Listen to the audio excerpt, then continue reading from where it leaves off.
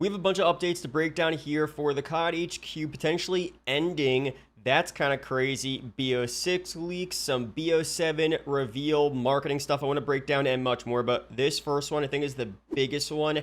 MW3 and MW2 will be separated from the Call of Duty HQ per info found in the files. So I'm not going to read this here. Same stuff as what I just said pretty much. The point is this the end of COD HQ? Is this separating the older games to potentially change up how they do the COD HQ for the future? It's just going to have like Warzone, BO6, and then BO7. They want to keep it more focused on kind of the current series. Of course, BO7 is a semi-sequel to BO6, so having that all together does kind of make sense. Or could this just be that they're slowly kind of phasing out the COD HQ application and starting with BO7, or maybe starting with MW4 probably in 2026, we'll have no more one main application where you access all the different Call of Duty games. I don't know, let me know down below if you like that idea. I think overall, the COD HQ,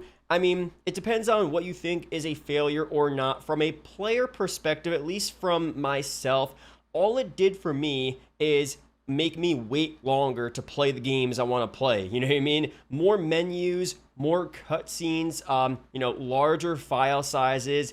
Didn't make a lot of sense. Back in the day, you downloaded what you wanted to play. You got the new Call of Duty, downloaded the files. Warzone, when that first came out, a separate download. That's that. And if you didn't want to play, you didn't have to download the files, right? It was pretty simple. Now it seems like you have to have everything downloaded, and the thinking is, at least from their side, at least I assume the thinking is, I don't know if they ever publicly said this, but the theory is that they wanted to incentivize purchases of the premium Call of Duty title and therefore downloads as well through the COD HQ application from new Warzone free-to-play players. Of course, Warzone, not as much anymore, but back in the day, past couple years when COD HQ first came out, huge player base. Everyone was hopping on from different gaming genres playing the free-to-play game Warzone, and Call of Duty wants to make a bit more money on that, trying to bring them into the premium COD release, and it's easier to do that if it's all in one main application as opposed to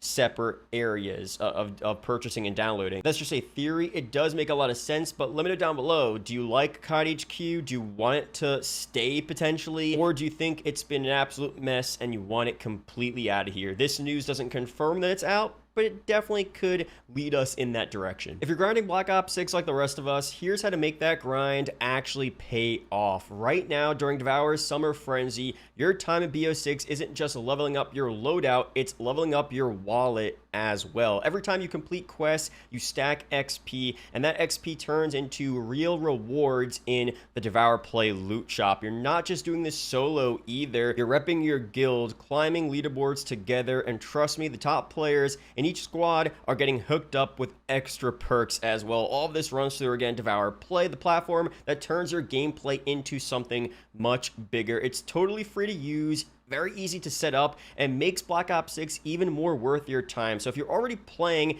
why not earn while you're at it? Join the Summer Frenzy, link up with your squad, and start turning your Black Ops 6 grind into real-world rewards. Now, for some other BO6 leaks here, something I just noticed. This is from, of course, credible leaker, Reality UK. This was added with Season 4 and removed in Season 4 Reloaded, where references to a Dragonfly Drone, better known as the MQ-27 Dragonfire from BO2. So this makes a little more sense potentially for BO7, useless kill streak. I just like the BO2 vibes. Maybe it'll be for this next update. Let me know down below if that is of interest to you. But again, added, removed, maybe added again. Who knows for sure, but it makes sense, more sense, I should say, for BO7 regardless, in my opinion. And he goes on to say, other things worth mentioning that were removed alongside the Dragonfire could be cut, obviously, and obviously could be added for future BO6 updates or BO7, as I said. Mega Jump, Flame Blast, Shadow Break, War Machine, Combat Hologram, Mini Sentry, Grappling Hook, Vision Pulse, Drone Launcher. A lot of these seem like, special abilities, and just all their stuff for BO7. I think this makes a lot more sense for BO7. I don't know. Again, someone mentioned in my comment section. I think I said I would want specialist characters to return. They said no specialist characters. I don't know, back in the day, BO3, even BO4, specialist characters were a ton of fun. I know back then they were trying to mimic like Overwatch, and I don't know, I think overall it was pretty fun to watch, honestly. So seeing that, or I'm saying watch as a competitive Call of Duty fan, but of course play as well. I was grinding BO3 MP like crazy. BO4 did not play as much. I wish I played a bit more, but BO3 MP, I was going hard. So seeing specialist characters return for just, of course, normal pubs, but comp as well, I would like that. Maybe you guys wouldn't. Let me know down below. And this as well, just real quick on Black Ops 7 marketing. This, of course, is a troll. Nobody updated older maps to tease BO7. This was for, I think, Cold War. That was actually a ton of fun. We went back to, I think it was BO, or not BO1, BO4 Summit. There was teasers on that. I guess, I don't remember this, but teasers on, is this?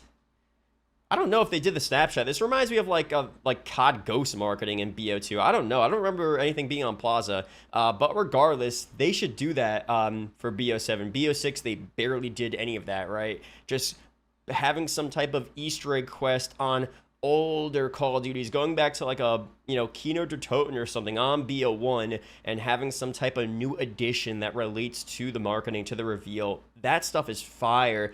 Will they do that for BO7? Based on what we saw for BO6, probably not, but it would be cool. I don't know. We'll see. But that's it for this video. Subscribe for more. Shout out to the members, and I'll see you guys in the next one. Peace out, guys.